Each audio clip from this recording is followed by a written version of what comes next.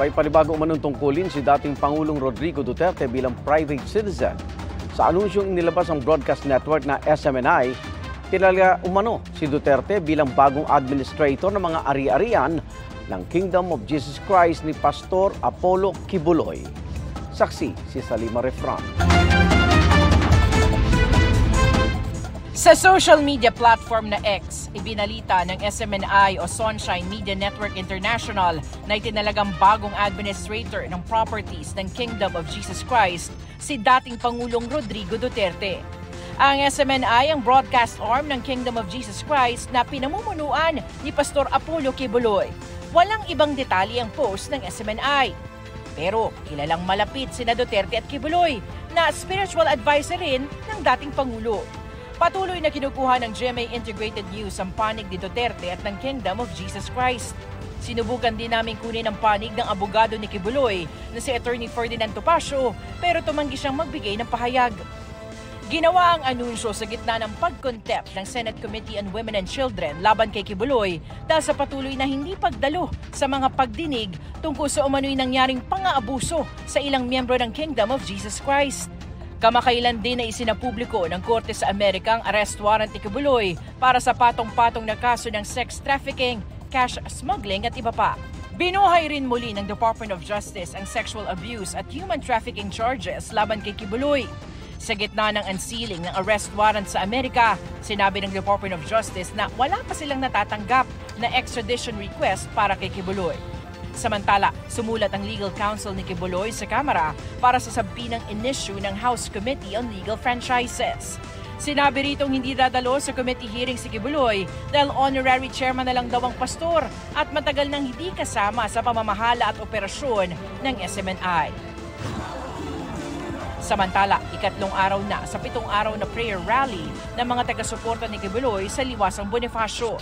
May ibang sa Liwasan na nananatili para ipanawagan ang pagtigil sa anilay panggigipit sa kanilang leader. Para sa GMA Integrated News, Salima Refran, ang inyong sexy. Nang dahil sa saranggola, nag-emergency landing ang isang helicopter sa Guindulman, Bohol. Nakita raw ng isang residente na hindi maayos ang lipad ng helicopter, kaya napilitan na itong lumapag sa isang bakanteng lote. Sa inspeksyon ng piloto, doon nakitang may PC ng saranggola na sumabit sa LEC. At pagkaalis sa PC, nakalipad din ang helicopter. Hindi nasaktan ang 2 pasahero nito. Sa ikalimang gabi ng lamay para kay Jacqueline Jose, nagbahagi ng matatamis na alaala ang mga taga-Kapuso Network tungkol sa namayapang aktres. May mensahe naman ng kanyang anak na si Andy Eigenman para sa lahat ng nakiramay. Saksi, si Nelson Canlas. Feeling I felt when my mom left. Higit pa sa katrabaho ang turing ni Alden Richards sa namayapang aktres na si Jacqueline Jose.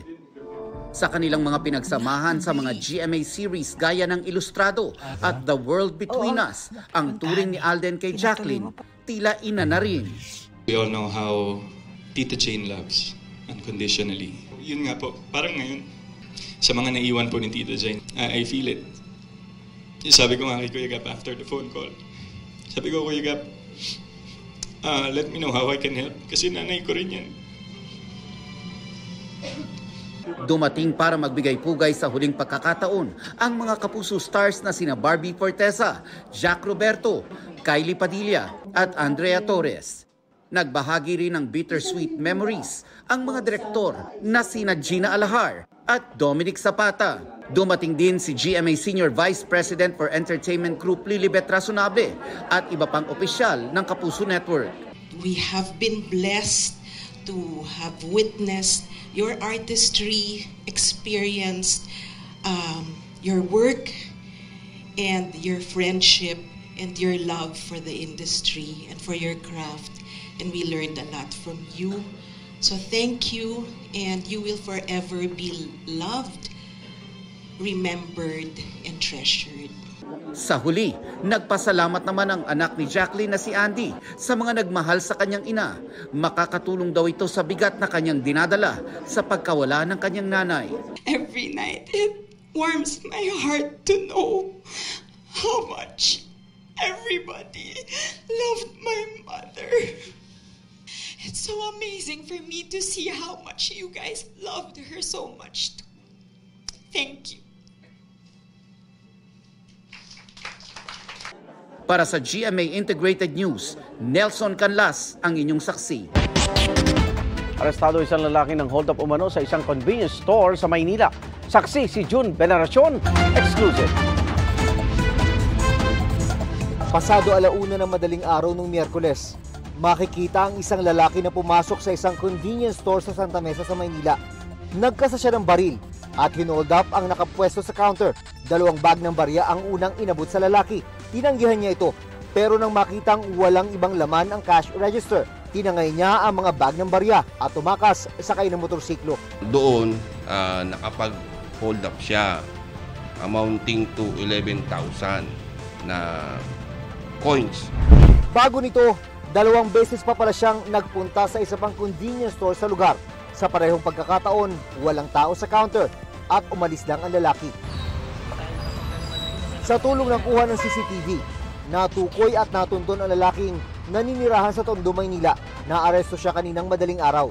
Recover natin sa kanya yung motor na ginamit niya, na-recover din natin yung baril na ginamit niya sa pang-hold up. Sari-saring balang nakuha sa kanya. Ayon sa pulisya, bago sa bahay ng suspect, dumaan pa siya sa palengke at namili gamit daw ang ninakaw ng mga barya. Yun yung ginamit niya dahil yun nga, kaya siya ng hold up dahil wala siyang pera. Nakabili siya doon ng isang kilong fish fillet sa 2 mansanas. Yun po yung inuwi niya sa pamilya. Kinausap namin ng suspect pero ayaw niya magsalita tungkol sa pagkakahuli sa kanya. No comment na lang kayo. Okay, sige po, nirespeto po namin. Pero sinabi niyang dati raw siyang sundalo at 23 years daw na nagsilbi sa military. Bago nag-early retirement noong 2013, duda ang pulisya. Meron pa siyang ibang kinasangkutan. Tinitingnan din natin na siya isang suspect din sa isang robbery din sa isang convenience store dito rin sa area ng Sampaloc na nangyari noong March 3. Nakakulong ngayon dito sa custodial facility ng Manila Police District Station 8 ang suspect. Nakatakda siyang sampahan ng reklamong robbery. Pero maaari pa itong madagdagan kapag napatunayang sangkot din siya sa iba pang krimen. Para sa GMA Integrated News, June Veneracion, ang inyong saksi. Binigyan din ng DepEd na wala dapat bayad ang anumang worksheet na gagamitin sa Catch Up Friday. Espesyal na programa ng DepEd ang Catch Up Friday sa ilalim ng National Learning Recovery Program. Dito nakatutok ang pagtuturo ng mga guro sa pagbabasa. Wala pong nire-require ang kagawaran na dagdag expenses sa ating mga learners, sa kanilang mga magulang o pagbili ng mga booklets. Sa isang pahayag, hinikayat ng Teachers Dignity Coalition ang DepEd na itigil muna ang pagpapatupad ng programa. Ay sa grupo, maaaring dahil sa kakulangan ng materials na mula sa DepEd, kaya nagkaroon ng umano'y pagbebenta ng mga workbook. Tumaas po ang bilang ng mga Pilipinong walang trabaho sa bansa batay sa datos ng Philippine Statistics Authority. Saksi, si Maki Polido. Sa gitna ng mataas na mga bilihin at bayarin, ang pagtaas ng bilang ng mga Pilipinong nawalan ng trabaho nitong January 2024. 4.5% ang unemployment rate noong January 2024 kumpara sa 4.2% noong October 2023 batay sa Labor Force Survey ng Philippine Statistics Authority. Sa datos ng PSA mula sa 2.09 million noong Oktubre, umakyat ang bilang ng mga walang trabaho sa 2.15 million. Dumami rin ang mga underemployed o yung mga naghahanap ng dagdag na trabaho o dagdag na oras ng trabaho para may dagdag kita. Sabi ng PSA, dahil daw yan sa pagtatapos ng Christmas at New Year season kung kailan maraming racket at sideline. May seasonality talaga tayo. So, tumaas yung ating employed persons noong fourth quarter at bumaba siya noong first quarter. Sa labor force participation noong January 2024, 72.9% ay mga lalaki, 49.3% lang ang mga babae. Sa historical data ng PSA, tumataas lang ang bilang ng mga babaeng nagkakatrabaho kung may mga racket o sideline bago magpasko. Tumataas lang ito, may mga additional lang yan, kadalasan pag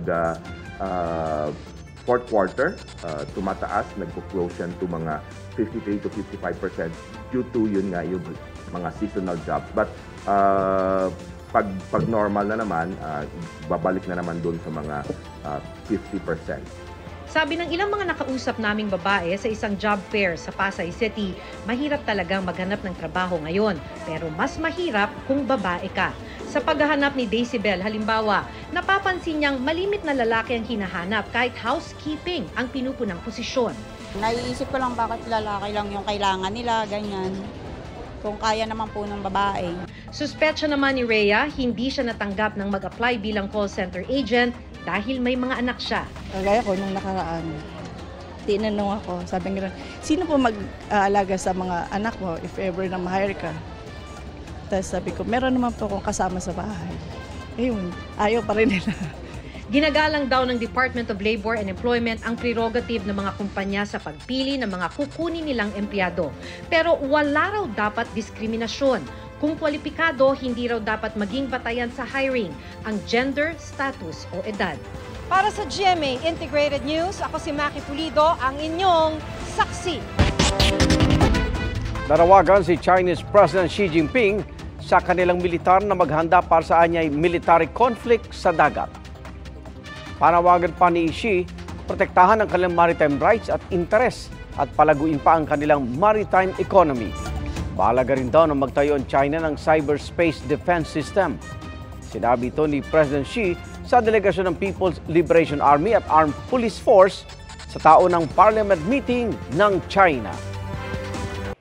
Mga kapuso, sama-sama tayong maging saksi. Mag-subscribe sa GMA Integrated News sa YouTube at para sa mga kapuso abroad, samahan niyo kami sa GMA Pinoy TV at sa www.gmanews.tv.